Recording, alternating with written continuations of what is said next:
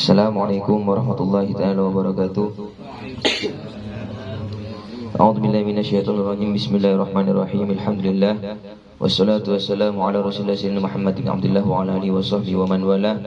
Allahumma shalli ala sayyidina Muhammadin tibbil qulub wa dawa'i afiyatil abdani wa shifaiha min al-absar wa dhiyaiha wa qutil arwah wa qidayya wa ala alihi washabbihi wa sallim. Rabbi shrah li sadri wa yassir li amri wahlul 'uqdatam min lisani yafqahu qawli wa la haula wa la quwwata illa billahil 'aliyyil 'azim. Amma ba'du. Pertama-tama yang fakir takzimi muliakan Al-Habib Abdullah Al-Akhirid dan juga Al-Habib Hilmi Al-Madihij dan juga tuan rumah Tuan Syahul Hajah dan antum-antum semua, tanpa mengurangi rasa takzim saya.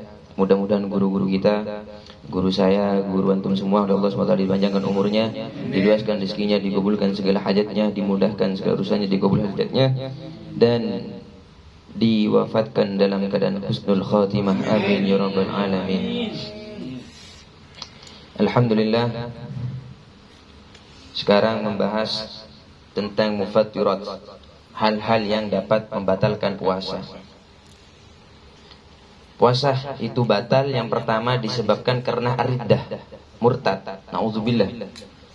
Wa hiya qatul Islam biniyatin aw qaulin aw fi'lin walau kanat riddah lahdah. Ketika ada orang berpuasa lalu dia melakukan hal yang menyebabkan dia itu murtad, baik dengan niat ataupun dengan ucapan ataupun dengan tingkah lakunya, meskipun murtadnya itu sebentar, maka hukum puasanya batal. Itu yang pertama.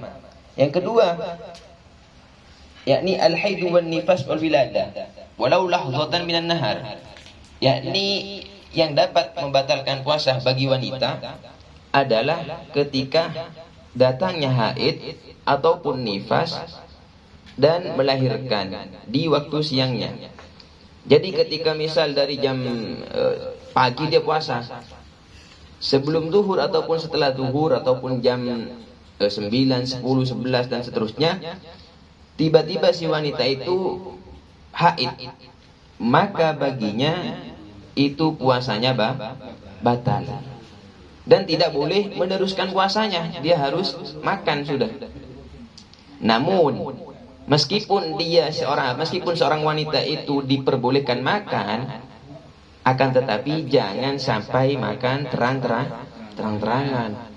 Misal mentang-mentang haid, pas mulai sebelah nyaman, mulai rojak, mulai campur, pas itu ya dan siap puasa.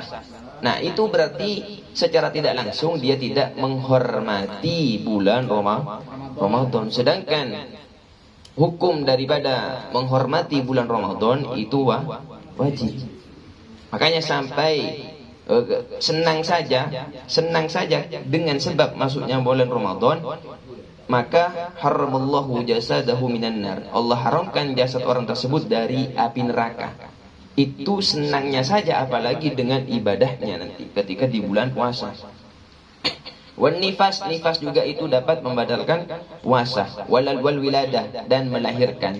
Meskipun haid nifasnya itu hanya sebentar, maka tetap puasanya bagi si wanita itu batal. Jadi ada dalam satu kitab Fawaidul Mukhtarah, ada cerita orang itu masuk surga dikarenakan menghormati bulan suci Ramadan. Padahal itu orangnya sebelumnya bukan Islam. Namun dari saking menghormatinya dia terhadap seorang muslimin yang sedang melaksanakan ibadah puasa, dia makan tapi dalam keadaan sembunyi-sembunyi, tidak terang-terangan. Akhirnya oleh Allah SWT diberikan hidayah, dia masuk Islam dan dia meninggal. Itu berarti kenapa namanya? Karena sebab memuliakannya bulan Ramadan, dia mendapatkan hidayah sehingga bisa masuk agama Islam dan meninggal, berarti langsung masuk surga. Dikarenakan orang yang baru masuk Islam itu seperti orang yang tidak memiliki dosa apapun. Terus yang ketiga, al-junun walau lahdah. Yang dapat membatalkan puasa yang ketiga adalah gila. Walau lahdah, meskipun sebentar gilanya. Beni lemah gila ni, gila asli ni kan. Ini kan gila asli, benar gila asli ni bukan lemah gila. Maka meskipun saya kerja semenit, ada pak semenit, gila nih kau orang, maka batal puasanya. Itu yang ketiga. Yang keempat, al-igma wasukruh, pingsan dan juga mabuk. Pingsan dan mabuk itu dapat membatalkan puasa. Idza amma jami'an nahar, ketika pingsan dan mabuknya itu menghabisi seluruh waktu siangnya. Jadi sehari benteng kan tuh nikah, pingsan, tak sadar, otaba mabuk. Wa amma idza faqa walau lahdha wahida.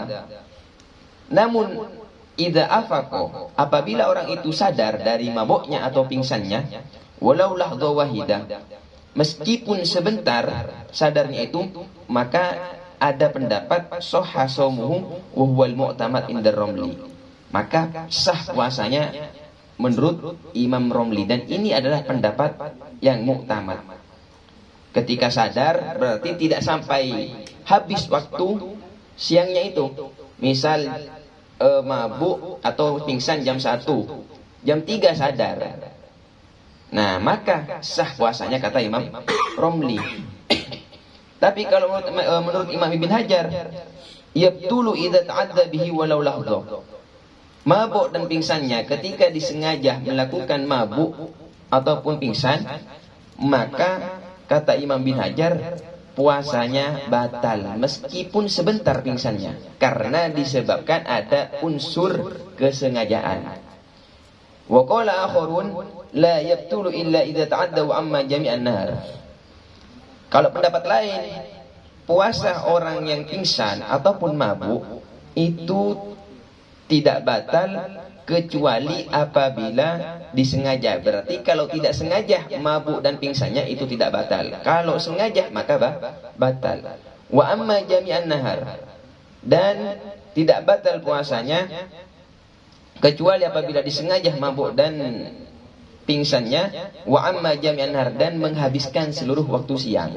Jadi misal pingsan jam 1 terus sampai waktu buka tak sadar-sadar, maka batal puasanya. Tapi mana pingsan jam situng temu jam 5 sadar sebelum masuknya waktu buka, maka tetap sah puasanya, tidak batal. Jadi ini kan banyak pendapat di sini. Jadi bisa kita ambil yang lebih ringan untuk misal ada keluarga atau teman yang mengalami seperti ini, sehingga dia tetap dihukumi sah puasanya. Terus yang kelima, hal yang kelima yang dapat membatalkan puasa, al-jima, berhubungan intim antara suami istri. Amidan, sengaja lagi. Aliman tahu bitahrim, cek haram ketika ajima bulan Ramadan, beni malam lagi. Nah, malam terserah rampian gini kan, kurta imsak. Ini kasih siang nih kan. Benar, haram siapa kita. Nih gua lagi beda pendapat nih. Maka ketika berhubungan intim antara suami istri sengaja alim tahu cek haram pakun egalako batola saumuhu, batal puasanya. Mana bida oni Ustaz? Mana bida oni cek haram? Bodoh orang alakoni tapi tak oning cek haram, bagaimana puasanya? Makin dalam tak oning ni kan orang tak oning ampun sobung keringanannya ataupun mendapatkan keringanan. Kan ada jalul mahdur, ada jahlul ghairu mahdur. Pada orang yang sela karta oning nikah oleh dispensasi ibadah setahunya saja sudah. Saoning atau ibadah dikarenakan tak ada ulama, tak ada ustaz, sobung kiai, sobung habaib saya ngajari dan jauh mampu nyari aleng-leng seputaran tak nemu, udah ibadah sebisanya dia. Sholat saoning enggak pun sah tetap. Tapi memangkin cak ABP ka bolong. Kiai naik ke bolong. Sobung tu tidak oleh dispensasi boleh. Terus wa idza afsada shauma fi Ramadan yawman kamilan bi jima'in tamun athimin bihi lis-shaum. Yakni batal puasanya ketika dia merusak puasa di bulan Ramadannya yauman kamilan, satu hari penuh. Bi jima'in tamin, dengan berkumpul berhubungan secara sempurna, athimin, orang yang berdosa, lissomi, kepada puasanya. Jadi di sini ada kalanya an yufsida shaumahu wa hadzal makna an yakuna fi Ramadan. Jadi seharam maka dintonika ketika puasa Ramadan. Mon Nabi puasa sunnah punten. Mon puasa Ramadan yang siang areh halakoni kenika maka wajib kafaroh. Terus an yakuna al-yawm alladhi afsadu kamilan. Jadi ampun hubungan intim lagi bini nikah siangnya sampai masuk nak buka anika orang beres tak gila bentak tak sedeh. Tapi mana bi gila ben sedeh qabla ghurub syamsi sebelum masuk nak buka maka orang gak dinto nikah tak wajib kafaroh. Karena karena gila bentar do umur sebelum masuk buka. Tapi mana bi ampun sampai masuk buka orang gak dinto nikah tak gila ben sehat pakun tak sedeh maka baru orang gak dinto nikah wajib kafaroh. Jadi misal pas mon ngakale jadi mabut tala kala ben ada erkado buru pas akumpul bagaimana hukumnya. Nah itu kan taule nikah ngakale agama nikah. Meskipun beda sing ngucap kanto nikah an yakuna yusaduhu bil jima. Rosak ke puasa gila gak dinto nikah karena langsung berhubungan intim. Fala tajibul kafaru idza afsada bi ghairi jima' ka'an akala. Maka tak wajib kening kafaroh ketika puasa nari nikah rosak ke gada benih kalaban akompol akan tetapi kalaban makan. Jadi sebelum akompol atau ergada baru pas akompol maka orang gak dinto nikah tak wajib kafaroh. Summa jamaah kemudian akompol pas orang gak dinto nikah tak kening kafaroh. Tapi kena betal lah puasana kasak kontusa kan karena kasang aja mah betal lah pas laki bini ngajak saya laki kasih bini mah betal yule ya, misal tak kuat pun misal tak kuat bulah kening lagi kening kafaroh bayingakan gelu carana ya kali dosa kasak aku. Terus nanti wajib kafaratul uzma. Ketika sudah melakukan seperti itu maka wajib kafaratul uzma. Yang pertama yakni kafarohnya membebaskan budak. Yang kedua kalau tidak mampu untuk membebaskan budak apalagi zaman sekarang karena tidak ada budak maka siyamu syahraini mutabi'aini. Puasa 2 bulan berturut-turut tidak boleh batal. 1 kali batal ulang boleh. Jadi 2 bulan itu harus full puasa. Yang ketiga, mau tak mampu puasa 2 bulan berturut-turut, it'amu sitina miskinan likulli miskin muddun. Memberi makan 60 orang miskin, setiap orang miskinnya itu 1 mud. Nah 1 mud itu berapa on gitu lupa saya. Tapi kalau 60 itu diperkirakan sekitar 50 ataupun 45 kilogram beras. Terus yang ke-6 hal yang membatalkan puasa usulu ainin min manfaat maftuh ilal jawf. Sampainya sesuatu dari tempat yang terbuka ataupun dari lubang yang terbuka ilal jawf sampai ke perut. Maka itu dapat membatalkan puasa. Berbeda kalau angin yang masuk. Meskipun anginnya masuk kali tu ni ke misal tun kau lagi kipas ni kawah. Angin masuk kata bu ni kata betal. Saya masuk betal kini kah berem saya masuk kah tabu kali tu ni kan. Maka cuman 6 ini yang dapat membatalkan puasa. Jadi wusul ain masuk nata eureun aing napa pokokna ka lubang si terbuka seperti telinga, hidung, mulut. Nah, maka itu batal puasa kita. Makanya dalam bulan puasa itu mungkin tahun kemarin kita belum tidak bisa dengan sempurna untuk melakukan amal ibadah ataupun seperti wanita haid. Bukan berarti ketika haid dia itu tidak bisa beribadah ketika di bulan Ramadan. Banyak cara beribadah di bulan Ramadan seperti sunahnya taklim, belajar fikih, belajar hadis, tafsir dan lain-lain. dan juga memperbanyak sedekah,